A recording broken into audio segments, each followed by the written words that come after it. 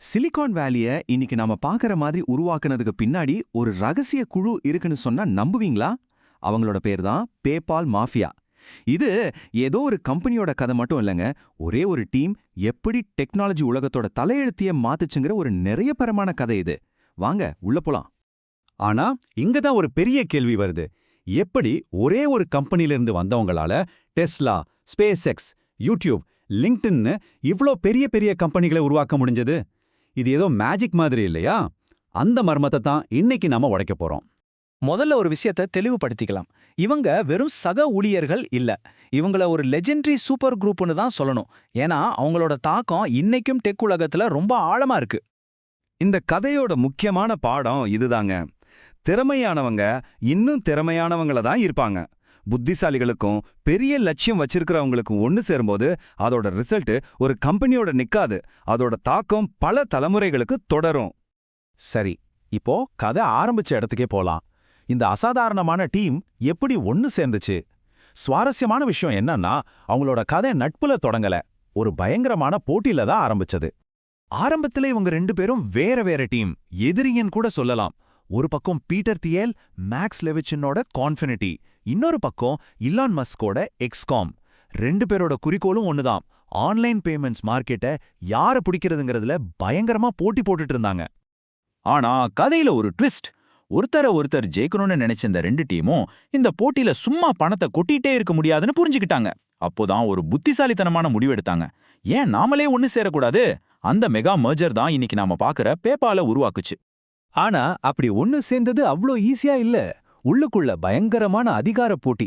Elon Musk CEO பதவியிலிருந்து தூக்கப்படுற அளவுக்கு நிலைமை மோசமாச்சு. இவ்ளோ பிரச்சனைகள் இருந்தாலும் அவங்க எல்லாரையும் ஒன்னா வச்சிருந்ததே ஒரே ஒரு மிஷன் தான், ஆன்லைன் பேமெண்ட்ஸ் உலகத்தையே தலைகீழா மாத்தணும். அப்போ பேபாலோட வெற்றிக்கு உண்மையான சீக்ரெட் என்ன? அது அவங்களோட கம்பெனி கல்ச்சர் தான். கொஞ்சம் வித்தியாசமான, ரொம்ப இன்டென்ஸான, ஆனா பயங்கர எஃபெக்டிவான ஒரு கல்ச்சர். அவங்க வேணும்னே ஒரு குறிப்பிட்ட மாதிரி ஆட்களை தான் தேடி தேடி வேலைக்கு எடுத்தாங்க. யார் புத்திசாலித்தனமா தைரியமா விவாதம் பண்றாங்களோ அவங்களுக்கு தான் அங்க இடம். அதனால முடிவெல்லாம் மெதுவா எடுக்க மாட்டாங்க. விவாதங்கள் மூலமா டேட்டாவை வச்சு மின்னல் வேகத்துல எடுப்பாங்க. சரி, இப்போ கதையோட முக்கியமான டர்னிங் பாயிண்ட்டுக்கு வரோம். அதாவது ஈபே நிறுவனம் பேபால வாங்கின அந்த தருணம்.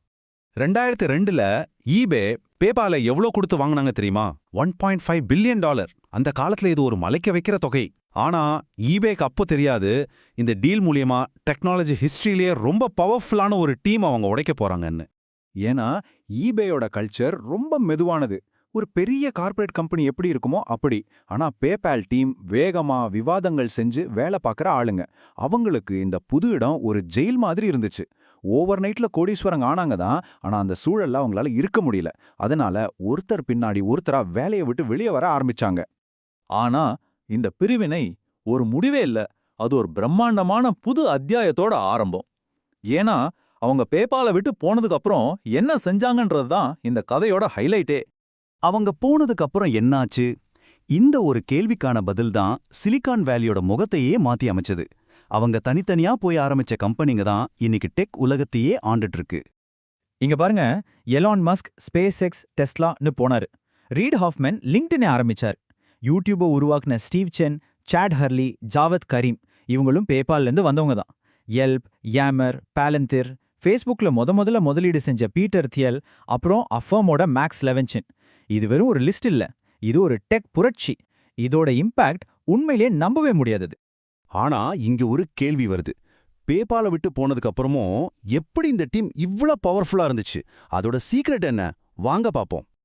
இந்த பேபால் மாஃபியாங்கிற பேரை எப்படி வந்துச்சு தெரியுமா?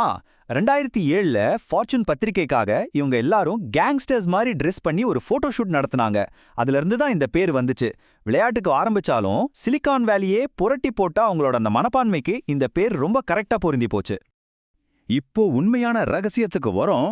அவங்களோட தொடர் வெற்றிக்கு காரணம் அவங்களோட தனிப்பட்ட திறமை மட்டும் இல்ல, அதை விட ரொம்ப ரொம்ப முக்கியமானது அவங்களோட பவர்ஃபுல்லான, பிரிக்கவே முடியாத நெட்வொர்க். இதுதான் அவங்களோட சீக்ரெட் வெப்பன். வெளியில இருக்கிறவங்க அவங்களோட ஐடியாக்களை நம்புறதுக்கு முன்னாடியே அவங்க ஒருத்தர் நம்புனாங்க. ஒருத்தரோட கம்பெனில இன்னொருத்தர் இன்வெஸ்ட் பண்ணாங்க, ஒருத்தருக்கு ஒருத்தர் மென்டரா இருந்தாங்க, சப்போர்ட் பண்ணாங்க. இந்த மாதிரி ஒரு நெட்வொர்க் வேற யாருக்குமே கிடைக்காத ஒரு பெரிய அட்வான்டேஜ். சோ இந்த பேபால் மாஃபியா கதையிலிருந்து நாம என்ன கத்துக்கலாம்? புத்திசாலியான ஆட்களை வேலைக்கிடுங்க, விவாதங்களை ஊக்குவீங்க, ஆழமான உறவுகளை உருவாக்குங்க, ஒருத்தரோட விஷனை இன்னொருத்தர் சப்போர்ட் பண்ணுங்க. முக்கியமா ஜெயிச்சதுக்கு அப்புறமும் எதையாவது புதுசா உருவாக்கிக்கிட்டே இருங்க. இதுதான் உலகத்தையே மாத்துற மாதிரியான ஒரு டீமை உருவாக்குறதுக்கான ப்ளூ பிரிண்ட். கடைசியா இந்த கதை நம்ம மனசுல ஒரு முக்கியமான கேள்வியை விட்டுட்டு போகுது. எதிர்காலத்துல இந்த மாதிரி திறமையானவங்க எல்லாரும் ஒன்னு சேர்ற அடுத்த இடம் எதுவா இருக்கும்? அடுத்த தலைமுறை டெக் புரட்சியை வழிநடத்த போற அந்த அடுத்த மாஃபியா யாரு? யோசிச்சு பாருங்க.